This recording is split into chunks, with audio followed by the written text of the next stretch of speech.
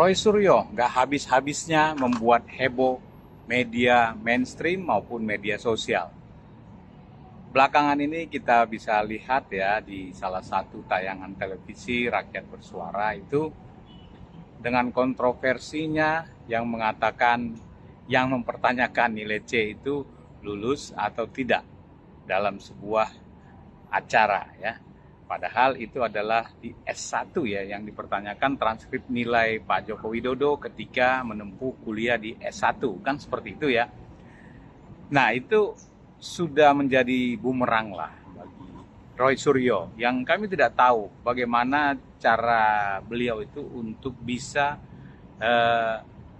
lepas dari rasa mungkin tanda kutip ya malu ya, karena nilai C itu ya lulus gitu, itu nilai minimal dari sebuah kelulusan dari mata kuliah. Oke, terlepas dari itu ya, Roy Suryo ini mengatakan ya, mengklaim dirinya sebagai peneliti ya. Kalau pemahaman kami ya, peneliti itu salah satunya adalah orang-orang yang melakukan penelitian ya. Pekerjaannya itu sebagai penelitian, misalnya tenaga pengajar ataupun dosen ya. Itu memang melakukan tridharma. Yang pertama pengajaran, yang kedua penelitian, yang ketiga pengabdian pada masyarakat. Kami tidak tahu kapan Roy Suryo ini menjadi tenaga pengajar, apalagi di dekade tahun berapa tahun ini ya. Apalagi ketika beliau mengatakan, mengklaim ya, membuat penelitian sehingga menuliskannya dalam buku Jokowi White Paper. Apakah beliau ini, Roy Suryo ini, adalah ketika itu sebagai dosen ya, ataukah sebagai bekerja di BRIN ya, Badan Riset, kemudian apakah bekerja sebagai penyidik, penyelidik ya, atau apa ya. Nah, bisa saja peneliti itu adalah PNS yang memang tugasnya melakukan penyidikan ataupun aparat ya. Nah, dari situ saja kita sudah melihat ada kejanggalan ya. Ini pertanyaan ya, masih pertanyaan. Dugaan kami beliau ini secara objektifnya atau subjektifnya pun dugaan ya, bukanlah seorang peneliti ya, dugaan. Ini masih hipotesis. Nah, kemudian Roy Suryo ini mengklaim dirinya pakar telematika ya, pakar telematika. Nah, kalau namanya pakar ya atau seorang ahli itu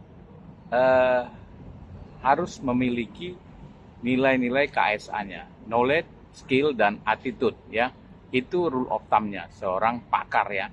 Knowledge itu dalam arti adalah salah satunya itu latar pendidikan ya, latar belakang pendidikan, dan juga memiliki luaran-luaran atau tulisan-tulisan ataupun yaitu apa, latar belakang dan hasil pemikirannya dituangkan dalam mungkin berbagai jurnal, artikel ataupun buku-buku yang berkaitan dengan kepakarannya. Misalnya Roy Suryo mengklaim dirinya pakar telematika, tetapi mungkin kami salah ya. Sampai saat ini kami melihat artikel-artikel, tulisan-tulisan beliau di jurnal-jurnal, katakanlah jurnal nasional yang terakreditasi seperti Sinta ya, hampir tidak ada ya, khususnya terkait telematika. Kemudian apalagi jurnal-jurnal berskala internasional yang bereputasi ya, Scopus, WOS ya, minimal Copernicus juga hampir tidak ada ya. Kalau di Sinta kami lihat dia pernah menulis satu kali, yaitu mengenai BPJS itu ya, disertasinya katanya kan demikian ya. Nah itu pun Sinta berapa ya, Sinta 3 kalau tidak salah, dan itu tidak ada kaitan dengan telematika. Nah itu knowledge ya, knowledge-nya kami katakan hampir ya, ini petunjuk-petunjuk saja yang kami peroleh ya. Dugaan kami hampir nyaris tidak ada ya. Artinya knowledge itu dibentuk 50% dari seorang kepakaran itu ya. Knowledge, skill itu 25%, attitude itu 25%. Nah, 50% itu hampir tidak ada ya. Hampir tidak ada. Nah, yang 25% lagi yaitu skillnya. Skill ya kalau kita lihat, nanti kita lihat di slide-slide berikutnya, apakah begini skill dari seorang pakar telematika ya, yang menduga bahwa nilai C itu apakah itu lulus atau tidak. Harusnya dia tahu ya, kan pernah kuliah ya di S1. Bedakan S1 dengan S3. S3 itu minimal nilainya B ya, tapi S1 itu adalah C minimal ya. Mungkin lompat-lompat pikirannya karena tekanan atau apapun, atau tidak tahu. Kami pun nggak paham ya, nggak berani menyampaikan kesimpulannya. Ini dugaan-dugaan. Artinya skillnya juga ya ada karena beberapa kali dia melakukan potret-potret atau apa ya, walaupun itu mungkin berbeda dengan telematika ya. Paling tidak ada ya berapa persen dari 25% tersebut ya. Nah, sementara dari attitude, ya kita tahu beberapa kali, terutama belakangan hari ini ya, beliau itu mengungkapkan sesuatu, tetapi kemudian di beberapa hari tidak lama, itu berbeda dari apa yang dia sampaikan dengan apa yang kemudian dia katakan lagi ya, beberapa hari. Jadi artinya apakah lupa ya, kami tidak tahu apakah Roy Suryo ini pelupa atau apa ya, kami tidak tahu. Hanya saja itu kami lihat berbeda-beda, selalu berbeda, seringkali lah ya berbeda-beda ya, seringkali berubah-ubah. Nah, jadi knowledge, skill dan attitude itu untuk seorang pakar telematika itu sangat jauh menurut kami ya. Menurut kami, hipotesis, ini hipotesis dugaan, belum kesimpulan. Nah, yang menyimpulkan nanti masyarakat lah ya. Setelah menonton video ini silakan simpulkan. Ini hanya petunjuk-petunjuk yang kami bentuk menjadi sebuah hipotesis ya, Nah, hipotesis kami demikian. Jadi sebagai peneliti juga Roy Suryo ini hampir bisa dikatakan ya jauh ya untuk mengemban tugas sebagai peneliti, sebagai pakar telematika juga ya menurut kami masih jauh ya untuk telematika. Mungkin untuk media ya, mungkin itu keahliannya ataupun kemampuan skillnya karena S1-nya juga FISIP ya. Nah, harusnya ya S2-nya dikesampingkan dulu lah ya. Tetapi yang pasti di S1-nya kan FISIP, harusnya itu di bagian media ya. Nah, terlepas itulah ya. Jadi kami bisa memberikan gambaran sebuah kerangka berpikir, konsep untuk menilai seorang Roy Suryo yang tokoh publik ini ya, bahwa dugaan kami ya jauh daripada seorang peneliti ataupun seorang pakar telematika, jauh sekali. Nah, jadi bagaimana cara kita mempercaya ya, memaksakan diri kita untuk mempercaya. Saya berusaha memaksakan diri saya untuk mempercayai daripada ucapan-ucapan dari Roy Suryo sebagai peneliti dan sebagai pakar telematika. Sulit sekali kan saya untuk mempercayai Roy Suryo ini ya. Bagi saya sendiri ya, karena saya berusaha, tetapi sulit sekali untuk mempercayai. Nggak tahu kalau teman-teman. Tapi simaklah nanti slide-slide berikut ini dan apa dugaan-dugaan kami, apakah memang dugaan kami ini tepat atau tidak tepat, atau jauh, atau dekat, atau bagaimana, itu silahkan masyarakat. Kami hanya membentuk sebuah hipotesis dari beberapa petunjuk-petunjuk, dari beberapa fenomena. Silakan nikmati slide berikut ini untuk masyarakat bisa memikirkan atau menyimpulkan atau apapun. Kami tidak menyimpulkan, kami hanya memberikan petunjuk-petunjuk beberapa fenomena berikut ini. Ini gimana sih? Bener gak? Gak gini, Pak Benar. Yang ini coba yang ini. Ini UN tuh sekarang, ini benar. Saya akan uji bener gak? Kalau MKDU dapat C itu lulus tidak? Mas Roy, MKDU dapat C itu lulus bukan tidak? suatu potret di saat tertentu, Mas Roy. Bukan, MKDU dapat C Apakah itu lulus itu tidak? final apa tidak kan? You harus Gak jawab. MKDU dapat C lulus gak ngerti berarti udah. Saya Paham dah, tidak gak akan menjawab Mas Roy karena Mas Roy menyampaikan bahwa mengatakan ada dokumen mengatakan nama Pak Joko Widodo. Kalau mahasiswa sekarang saya tanya, Ini tahu MKDU kan ya? Tahu istilah sama masih sama mungkin ya? nggak apa-apa, MKDUC nggak apa-apa. MKDUC, waduh, lulus Nggak atau nggak? masalah, Umen. Lulus nggak? Lulus Mas Roy? Lulus kok. Tapi lulus tuh. Dokumen. Kamu kampus mana coba? Coba pakai ini. Universitas Pamulang, Unpam. Kamu mana? Pamulang. Unpam ya udah nggak apa Unpam lah. Itu C, lulus nggak? Lulus, lulus. Oke, lulus ya. Kamu pernah dapat C, MKDU? Apa? Mata kuliah apa? Aku mau kesehatan. Hah? Oke. Kesehatan MKDU? Iya. Oke. IPK-nya kalau ada izin banyak tuh bisa izin saya teruskan ya. Jadi ini tidak bisa, ini tidak membuktikan, malah sebaliknya ini membuktikan bahwa Bapak adalah alumni atau pernah berkuliah, bahwa Pak Jokowi adalah benar mahasiswa UGM. Nah, dan satu lagi yang penting, saya dititipi pesan oleh Universitas Negeri Jakarta, yaitu oleh Prof. Ari Satono. UNJ tidak akan menggelar konferensi pers atau menggelar statement resmi, tidak perlu. Beliau menyerahkan, sudah Mas Roy saja yang sampaikan. Jadi saya menyampaikan ini sekaligus membantah apa yang dilakukan oleh saudara Richard Huta-Julu dan saudara Bill Fakih. Bukan nanti izin saya sampaikan anunya. Karena nggak mungkin dari UNJ yang membuat press conference gitu, nggak ya Prof ya? Kalau soal itu. Malah sebaiknya nggak usah aja Prof. Daripada nanti malah diseret-seret. Ya toh, saya aja nanti. Jadi izin yang menyampaikan. Jokowi meminta Roy Suryo dan T. Fauzia Tiasuma langsung bersidang pokok perkara jika mereka yakin ijazah miliknya palsu. Bagaimana responsnya? Kita tanyakan langsung ke Roy Suryo. Ke Mas Roy, terima tantangan dari Jokowi untuk langsung ke pokok perkaranya saja tanpa mengulur waktu. Ya, kalau gitu sebaiknya orang itu baca KUHP yang baru. Itu justru orang yang nantang-nantang ini yang tidak menghormati KUHP. Orang ini nggak ngerti, nggak baca KUHP, memalukan. Ya, di depan rakyat Indonesia malah mempertontonkan ya ketidaktahuannya tentang kitab undang-undang hukum acara pidana. Jadi kalau saya senyum aja Mas Irsal, lihat orang yang malah marah-marah sendiri kayak gitu. Itu aja, baca KUHP dong. Gitu, memalukan. Mau sampai kapan Mas Roy ini? Masyarakat sudah keburu lelah melihat Mas Roy bolak-balik ke pengadilan, bolak-balik ke kejaksaan, bolak-balik ke pihak kepolisian begitu. Dengan Ores Solo tadi, ya itu nggak ngerti hukum, asal ngawur aja, nantang-nantang, ya karena dia nggak mengerti hukum. Dan nggak mengerti hukum udah ada diam aja daripada nantang-nantang, nanti malah jadi emosi. Ya, nanti emosi ada apa-apa, repot nanti. Kalau dia ada apa-apa, gugur nanti perkaranya, ya kan itu pelapor nggak ada. Oke, Bang Lecu tanggapi. Ya, kami tidak menghalangi Bang Roy untuk melakukan upaya pra-peradilan. Nah, malah saya terus menantang Bang Roy. Jangan 10 Bang Roy, 100 pra-peradilan Bang Roy. Silakan diuji Bang Roy. Saya nantikan bilang terang dari Bang Lecu. Kalau ada ditantang 100 pra-peradilan terus Anda siap, Mas Roy, apakah ini cara Anda untuk membuat mungkin publik, saya juga secara pribadi mewakili masyarakat telah, terutama juga pihak Pak Jokowi begitu. Secara mental kita sudah terkuras habis. Kok bisa lah? Ini kan kira-kira pelapor. Kalau nggak lelah ya jangan lapor. Enak aja lapor. Terus kemudian diudah. Itu maksud saya, kita kan memberikan kesempatan. Dia kan katanya mau keliling-keliling Indonesia dulu. Silakan keliling-keliling Indonesia. Tapi sebelum ditunjukkan, ijazah ini ya tidak akan terbit tanpa adanya disertasi. Nah, inilah disertasi.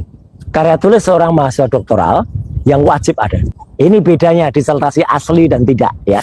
Kalau disertasi asli semacam ini tentu ada nih persetujuan ya Dewan Penguji untuk kemudian melakukan ujian terbuka. Jadi kalau jelas asli ada semua ini bukti-buktinya. Jadi inilah yang namanya disertasi. Jadi kalau nggak ada disertasi yang asli kayak gini, ya nggak mungkin terbit ijazah.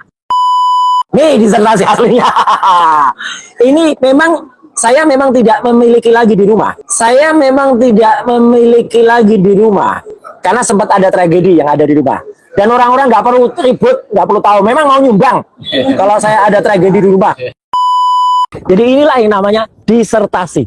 Jadi kalau nggak ada disertasi yang asli kayak gini, ya nggak mungkin terbit ijazah. Saya memang tidak memiliki lagi di rumah. Itu nggak. Nih disertasi aslinya.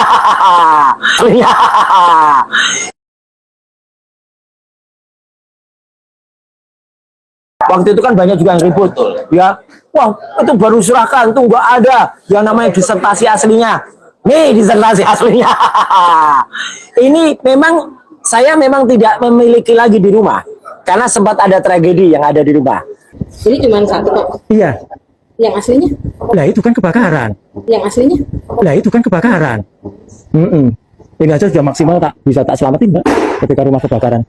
Yang jelas ini saya tadi pagi minta dari kampus Universitas Negeri Jakarta dan saya diberikan pinjaman. Ya, jadi ini saya pinjam dari kampus UNJ karena ini resmi disimpan di UNJ. Jadi ini jelas ya. Kenapa ini asli? Tuh ada embossnya.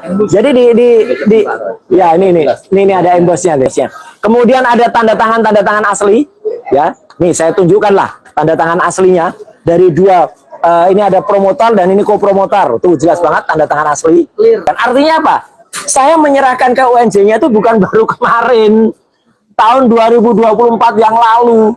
Jadi hari ini saya memang harus mengambil dulu dan menandatangani disertasi yang asli, ya. Ada 3 set disertasi asli yang memang saya buat, dan itu nanti ada di ketemu staf administrasi, dan kemudian memang saya buat, dan itu nanti ada di ketemu staf administrasi, dan kemudian memang saya buat, dan itu nanti ada di ketemu staf administrasi. Setelah itu saya menandatangani yang namanya form unggah mandiri repository, karena saya sudah mengunggah mandiri repository kemarin, ya gitu. Memang baru saya unggah, dan itu tidak ada soal, kapan saja orang juga bisa mengunggah, tidak ada persyaratan. Dan yang jelas kalau sudah diberikan juga disertasinya, sudah mengunggah itu clear, tidak ada soal yang dipeributkan oleh para termul yang katanya saya kena aturan. Yang dilakukan oleh Mas Roy katanya Apanya yang menghina dirinya. Menghina apanya dihina?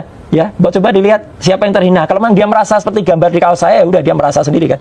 Saya kan tidak nyebut nama. Saya kan tidak nyebut nama. Saya kan tidak nyebut nama.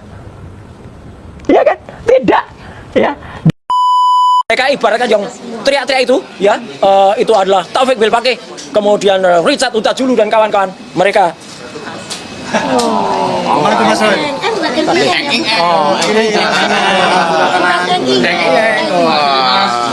Agak kurang Mas. Kabeh. Ya, mereka itu kabeh. Nah, itu ya. Ketua harian. Akulah. Ya, si Billy ya. Billy. Billy itu punyanya Michael yang jaga di luar, yang itu namanya Billy itu ya. Iya, benar ini. Atau Muhsin Taufik Bilpake ini. Si Billy itu nama anjing saya. Yang paling gede itu namanya Billy. Itu nama anjing saya, nama si Billy. Itu nama anjing saya, nama si Billy. Sebelum ujian tutup ada seminar hasil, sebelumnya ada seminar proposal, seminar hasil, kemudian ujian terbuka dan wisuda. Itu semua ada. Pada saatnya saya akan tunjukkan semua bukti foto-fotonya. Saya mengikuti ujian akhir atau ujian terbuka. Itu pada tanggal 23 Februari. Maaf, 23 Januari tahun 2026. Maaf, 23 Januari tahun 2026. Dan ada saksi yang hadir di sini, yaitu Bu Erliana. Beliau hadir langsung pada saat ujian terbuka.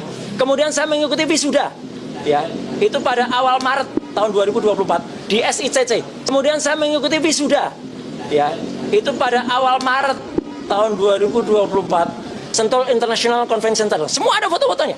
Dan pada saatnya akan saya jelaskan, tentu tidak sekarang.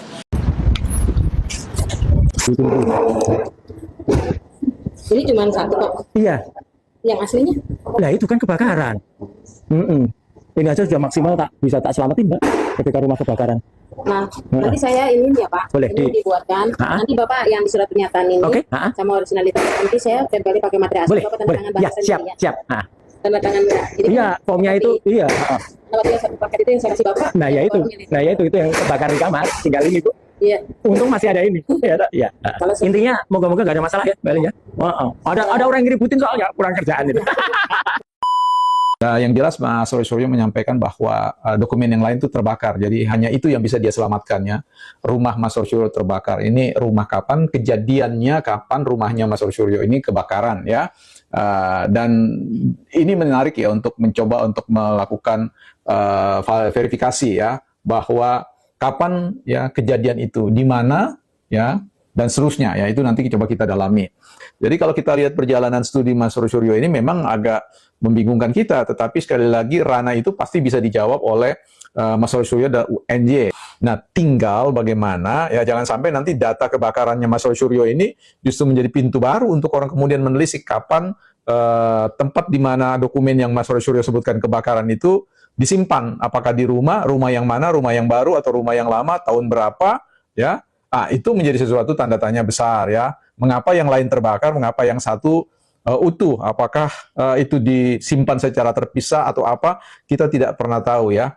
Yang jelas ini menjadi hal yang menarik untuk kemudian kita bisa ikuti, tidak dalam rangka untuk menyudutkan Mas Roy Suryo, tetapi memastikan bahwa Mas Roy Suryo memang betul-betul ya menempuh suatu proses pendidikan yang baik, yang utuh, yang legal ya, sebab kalau itu tidak terjadi secara moral, maka secara moral pula gugurlah sebenarnya upaya untuk mempertanyakan tentang riwayat pendidikan Pak Jokowi atau siapapun ya di negeri ini ya.